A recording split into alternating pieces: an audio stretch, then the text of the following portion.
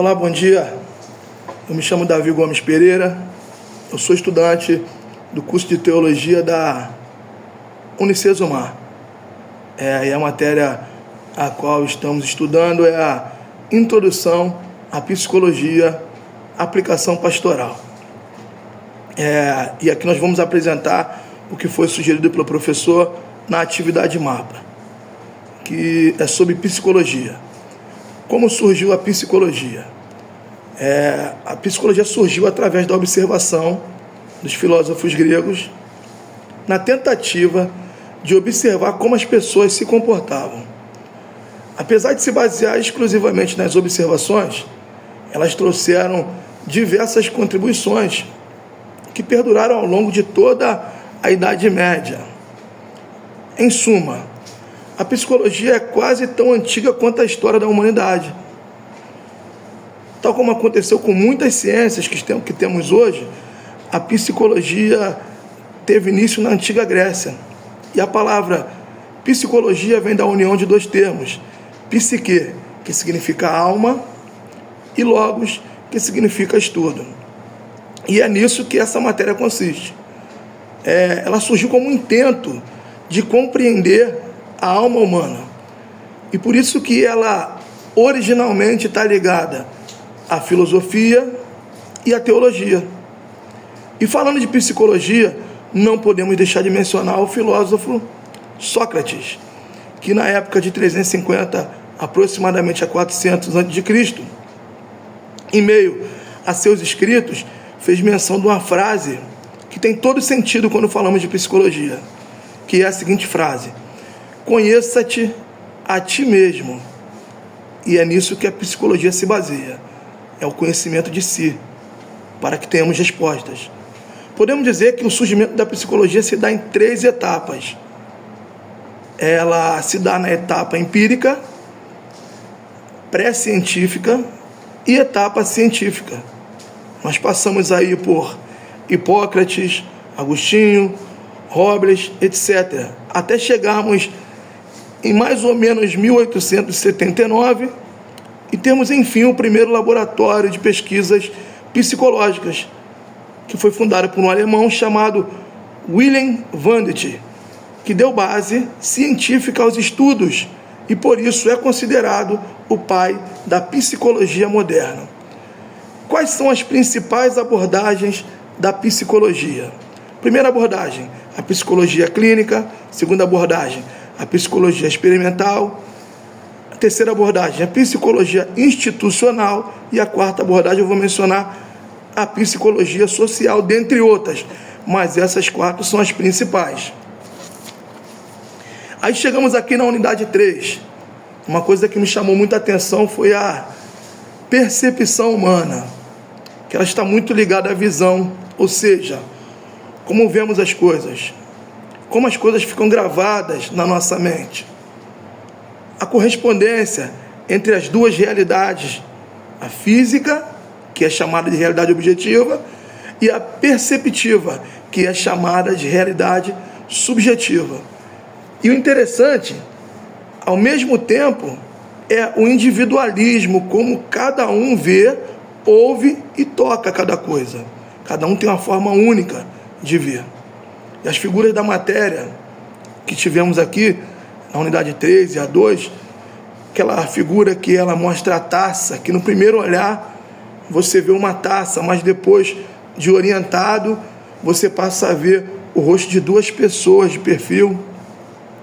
No mesmo momento, aquela figura da caveira também me chamou a atenção, que no primeiro olhar nós vemos uma caveira, e quando observamos e temos uma percepção mais apurada e mais orientada, vemos 2 mulheres jogando. E dentro do aconselhamento, eu acho que essa percepção humana faz todo sentido. Quando a gente para aconselhar algumas pessoas, eu sempre me valho muito desse ponto de vista. Eu tento trazer elas para uma outra forma de ver a mesma coisa. E por várias vezes, a solução daquele problema que a pessoa está passando está justamente nessa percepção humana, na forma como ela pode ver essa mesma coisa, mas de uma outra forma. E às vezes a solução vem Por isso a percepção humana me chama bastante atenção na unidade 3. Andando mais um pouquinho, chegamos aqui na abordagem sistêmica. O que seria uma abordagem sistêmica?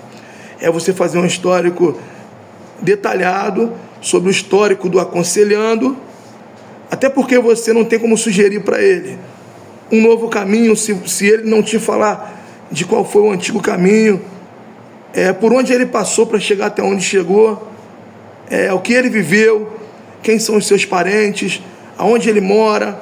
Você só tem como aconselhar e trazer uma nova visão para ele, ou encaminhar ele para um atendimento profissionalizado dentro da área psicológica ou psiquiátrica, se ele te falar sobre a história dele, da onde ele vem, o que ele viveu. E isso está de acordo com a abordagem sistêmica.